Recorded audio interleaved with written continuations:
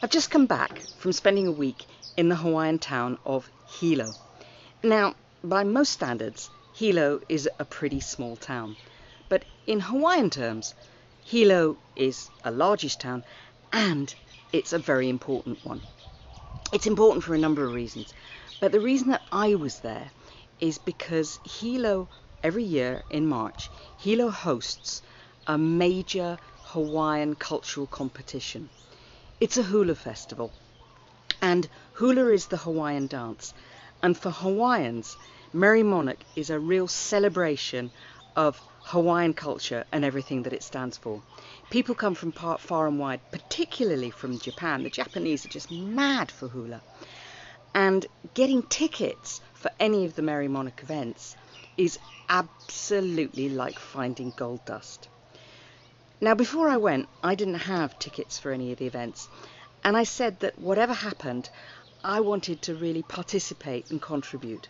I didn't just want it to be a tourist experience where I turn up to a few hotels, listen to a bit of music, and that would be it.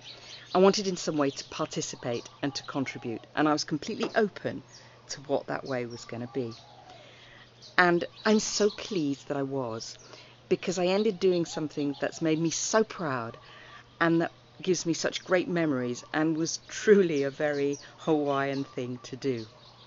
So, as well as the hula competition, and if you go on YouTube and Google hula dancers or hula competition or Merrie Monarch, you can see lots of examples of the competitors in the hula competition, and they are beautiful.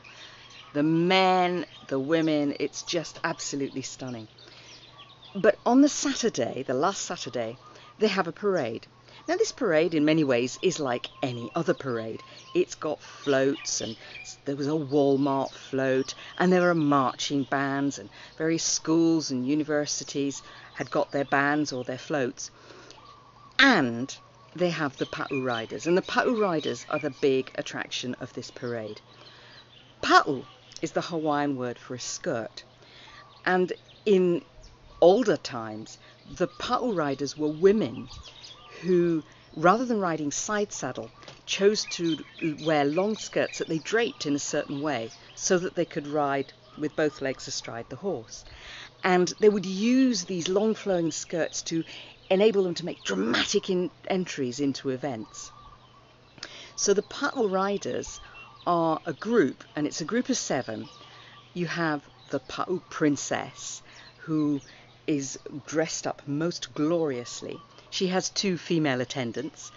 She has a page who stands there with or walks on his horse with the pennant that describes the island that they're representing, and a couple of other attendants in a group of 7, as I say.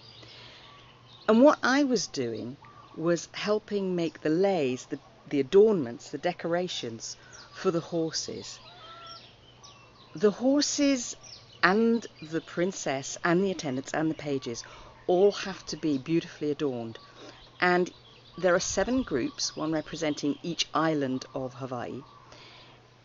They ride in the parade, and there's a competition, and they're judged on the best princess, so how she looks, how she performs, the best group overall, and that really is about look, and the best pupa scooper, because if you've got a team of horses sometimes poop, and you need somebody to scoop it up.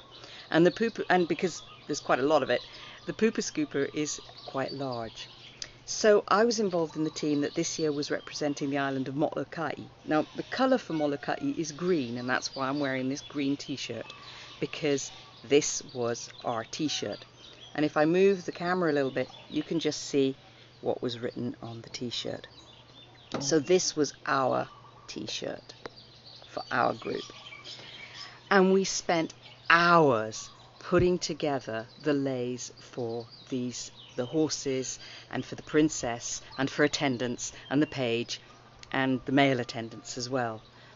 We took flowers apart. There's a flower called the bird of paradise. It's a beautiful orange, purple and white flower. We took the bird of paradise apart and then wired each piece so that it could then be wired into the bigger part of the horse collar. And as I say, there's a competition, so each of the 7, or sometimes it's 8, 7 groups representing the Hawaiian Islands is judged. And it's announced at the actual festival. Now, as time went on, I was lucky enough to get tickets to all nights of the festival, to all the competitor nights. And on the very last night, they announced the result of the Pa'u parade. And I was just overwhelmed, because not only did we take the prize for the best turned out princess, not only did we take the prize for the best group, but we also took the prize, and we weren't expecting this one, we took the prize for the best pooper scooper. So we won across the board, and when I heard this news, I just cried, because I was sitting among a group of Japanese. I was screaming my head off as they announced each one, and then I just burst into tears. And the people around me didn't speak English, so I couldn't explain what was going on. But it was a wonderful, wonderful moment for me, because I'd become a real part of that group. I'd contributed, I felt really appreciated, and it was just so worthwhile, and something very, very Hawaiian, and a real privilege. And it taught me quite a lot. The first one is about the value of coming together. In Hawaiian, that's lokahi. But when you come together, something really special can happen, particularly when you focus, as we were focused, on the task in hand. When you come together in the Hawaiian way, you pray before you do something. You hold hands and you pray, and you focus on what it is you want, and you put all your intention into that. Putting your intention into what you're doing really, really helps you achieve the best result. And then afterwards, you celebrate and you party. And when you do something great, whether you win, as we did, or whether you just are part of it, the celebration is important too. So that's what I've learned on this trip.